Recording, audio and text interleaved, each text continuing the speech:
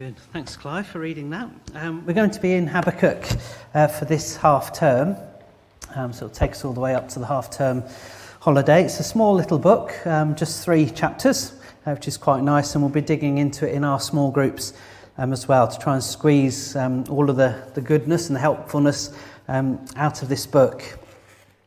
I don't know if you Simon talked about giving in to temptation earlier on. Actually, I should say, just to kick off, it's lovely seeing the sea of faces of people at home on the screen as well as Simon's leading. And it's an absolute delight. I can't see Caroline now, but she's just like beaming as Simon's leading. And I just thought that's so lovely. That's my husband or whatever. Yeah. Anyway, she looked very pleased and very much tuned in.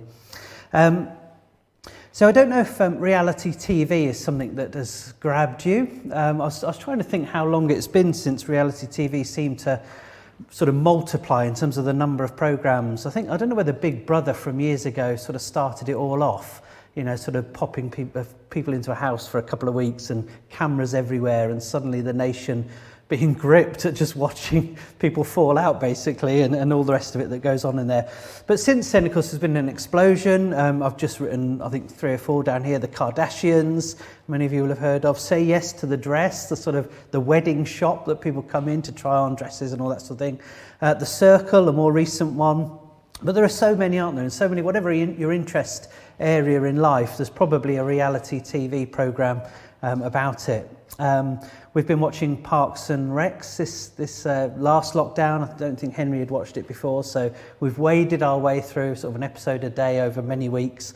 And it was enjoyable, but yesterday, once we'd finished and suddenly we've got this sort of empty future with no Parks and Recs left, we then found on YouTube some of the bloopers from Parks and Recs, which is quite a humorous kind of show. And I enjoy a good blooper, I enjoy a good laugh, but it's also a real interesting window on the inside of the actors trying to pull off these kind of funny scenes, and it's just lovely seeing them fall about in laughter as things go wrong and that sort of thing. But there's something, isn't there, I think, with us that we're drawn, I think, to the lives of others, the things, seeing on the inside, watching. Yesterday from our window, sitting on the sofa, one of our neighbours went out. He often goes out for a run. And he was walking up the road and disappeared from sight, and then not long later came back, and he's sort of looking at the floor and retracing his steps. And it's so funny that you sat there in your front room and think, I think he's dropped something. I think he's lost something, and you're sort of watching him pace up and down.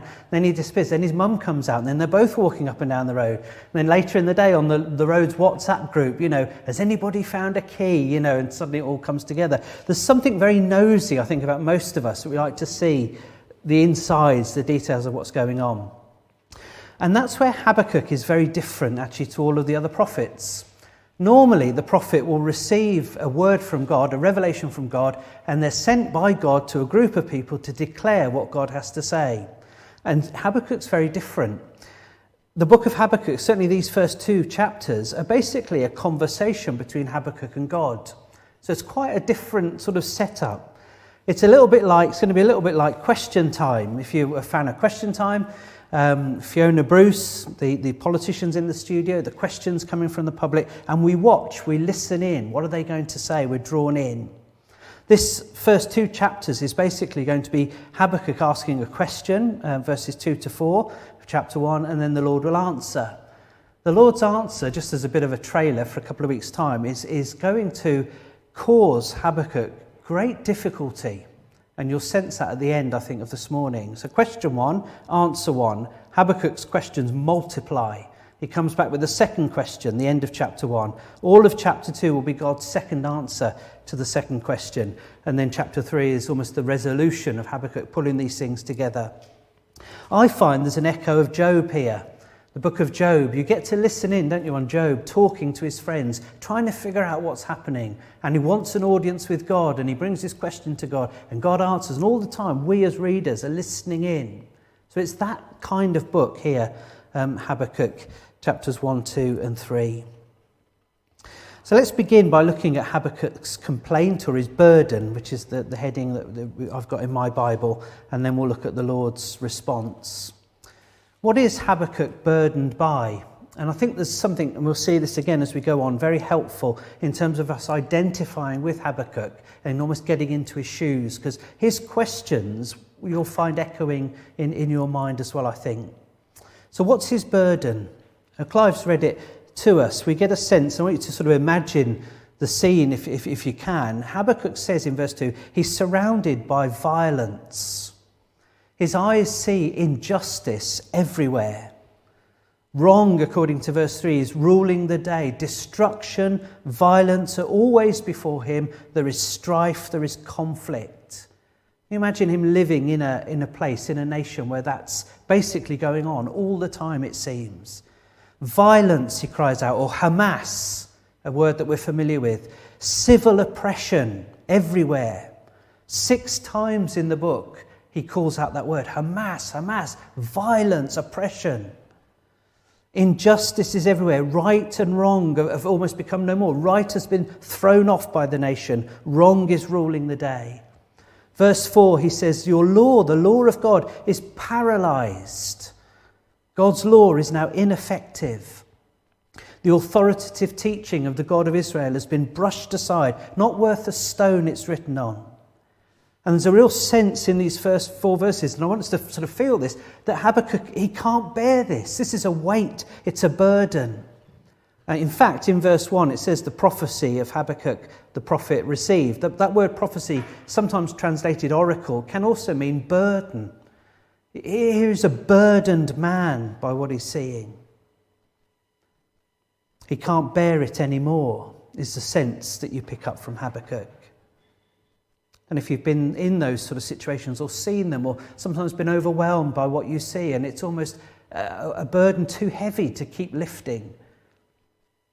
I remember Roger Carswell, I think I mentioned this once before, Roger Carswell for many years decided not to have a television, and he after 10 years or so of not having a television went to a friend's house who'd got the television on and the news on, and I think there was some plane hijacking on the screen.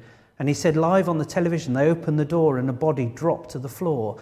And he said, having had 10 years without seeing anything like that, he said it just cut him to the heart. This is the sense of Habakkuk's burden. And yet this is not actually his burden. He is burdened by it, but that's not the big thing that's troubling him in these first 4 verses. How long, verse 2? How long, Lord, must I call for help, but you do not listen? That's his burden. Or cry out to you, Hamas, but you do not save. His burden is summed up there in verse 3. Why do you tolerate wrong? That's his burden. That's the weight that sits on his shoulders. And there's also a sense, I think, here.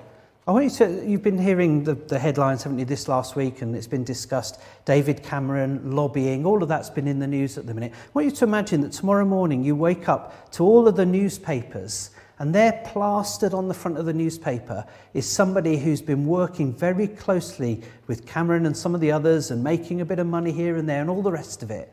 And that face on the front of those newspapers is Captain Sir Tom Moore. Imagine the shock that the nation would feel. That's the sense of what's in Habakkuk's heart here.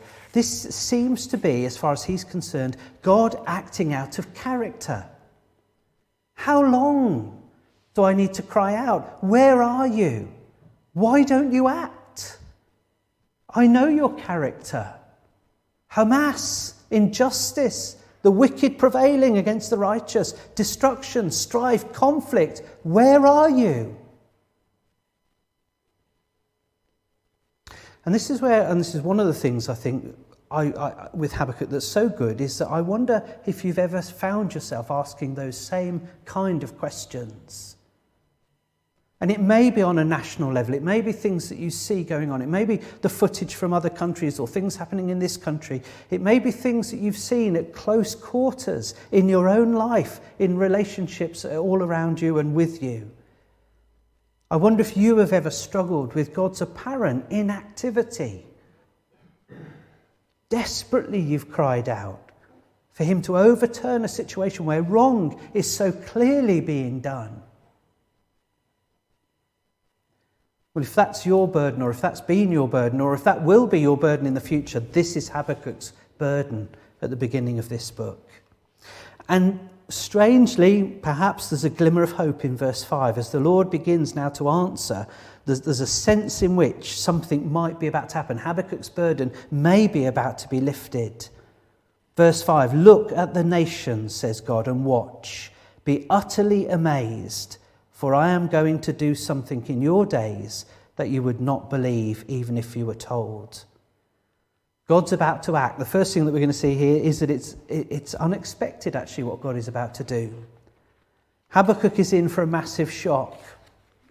I don't know any Hebrew, but I'm told that from the people that do know, that verse 5 actually says, look at the nations and watch, be made amazed and be made amazed. So we've got be utterly amazed, but the Hebrew repeats the same thing. Be amazed, be made amazed, be made amazed. It's like asking somebody to sit down before you tell them what you're about to tell them.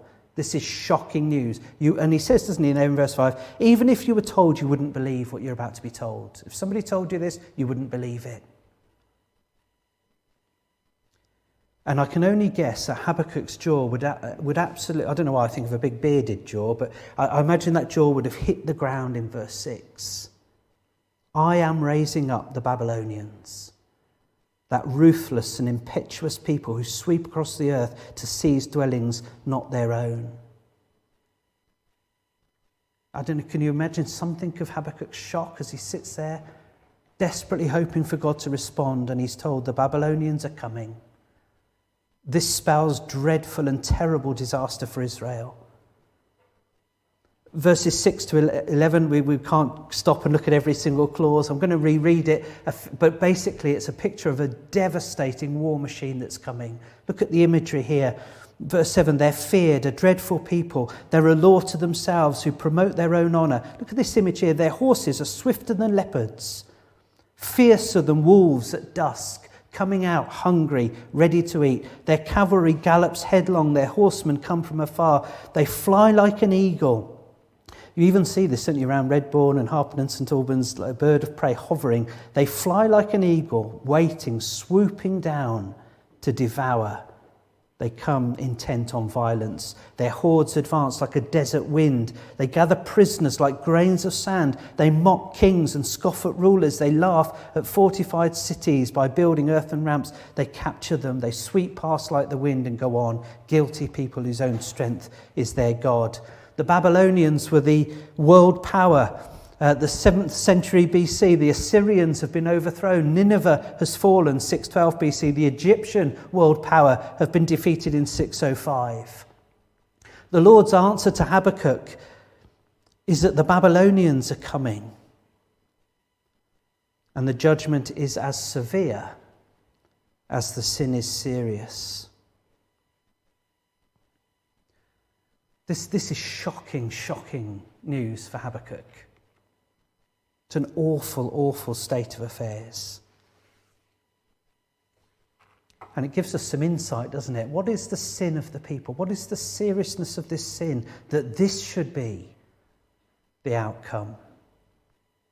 And verses 2 to 4 have given us a sense of it, haven't they? Hamas, violence, injustice, the wicked hemming in the righteous, conflict, strife abounding, destruction, violence again.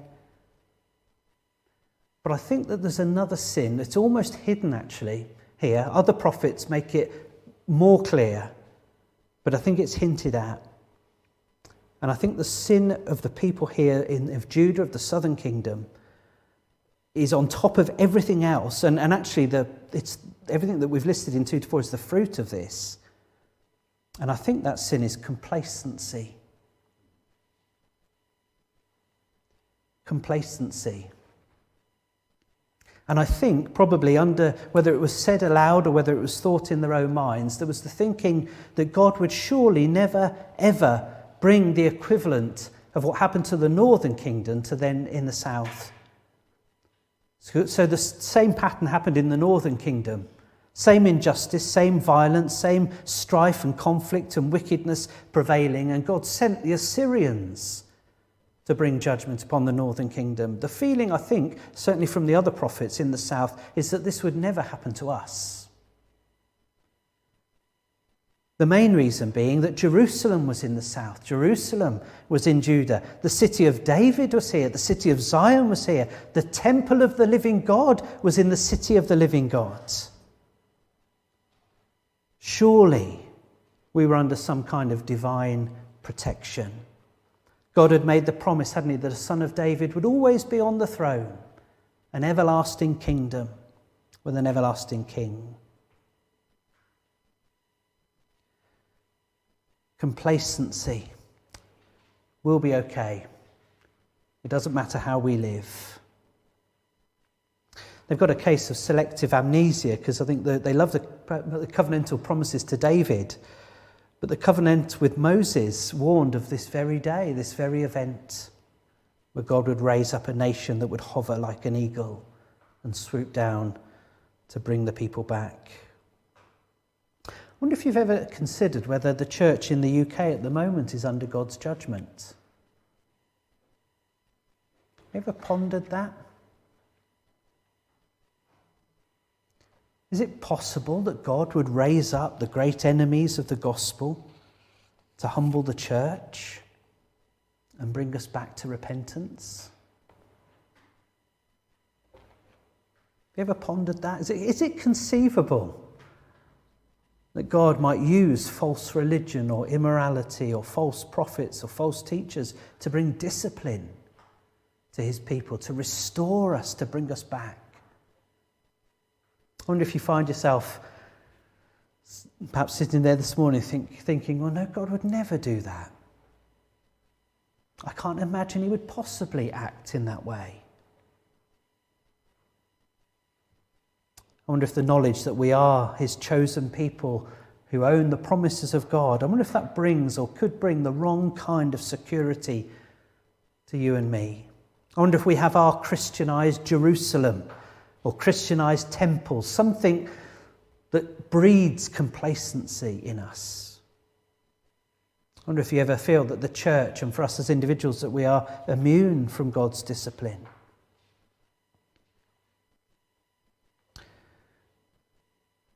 Maybe a question worth asking this morning is whether God's law, his word, has become paralysed in our own lives. That we're drawn to look to other things other than God, whilst bearing the name Christian. Habakkuk 1, among other things, is going to say to us this term, beware, be careful. Paul says to the church in Corinth that these things happened as examples for us. They happened to them as examples for us to keep us from setting our hearts on evil things as they did, to not be idolaters as some of them were. And again, things happened to them as examples and were written down as warnings for us. I think it's fantastic, and I'm so grateful for the way Simon led the service. I love the reassurances from Hebrews. God not testing us beyond what we can bear. God being faithful. Jesus being our advocate. All of these are the glorious and true promises of the gospel. But as Christians, we need to hang on to those and treasure them and thank God for them. And at the same time, never, ever, ever take them for granted and think that we can become complacent and switch off and that our lives and our sin and our choices don't matter. Habakkuk is going to say alongside those wonderful things that God is a lion who is not to be trifled with. He is our loving Saviour God who has been kind to us beyond our wildest dreams. His mercy and his grace have been poured out, undeserved as they are, into our lives. But don't think, Christian, that we can trample his kindness or that we overlook his goodness and slip into complacency. The one lesson, and I've just finished with this morning, the one lesson, Habakkuk 1, he comes in, his complaint essentially is, sin matters more to me than it appears to matter to you, God. And by the end of verse 11, Habakkuk knows that sin matters more to God than it ever will to Habakkuk. The judgment is as severe as the sin is serious. And we need to hold on to that and never lose sight of that. That the seriousness of our sin in the sight of God is shown by the severity of the punishment that he took in our place on the cross. So Habakkuk 1, I think, is a bit of a wake-up. If we're in danger of complacency, in danger of taking God's goodness and gifts for granted, sin is serious to God, and he will act to deal with it. And that may mean disciplining, bringing his judgment in that sense upon the church in order to revive us, restore us, wake us up like an alarm clock at 5 a.m. Wake up, sleeper. Don't fall into complacency. Keep following him and being thankful for all that he's done. Well, let's just take half a minute, shall we, just to quietly pray ourselves and listen or to reflect on what God has said that might chime with us, what the Spirit may be saying to you and to me. And then Simon will lead us.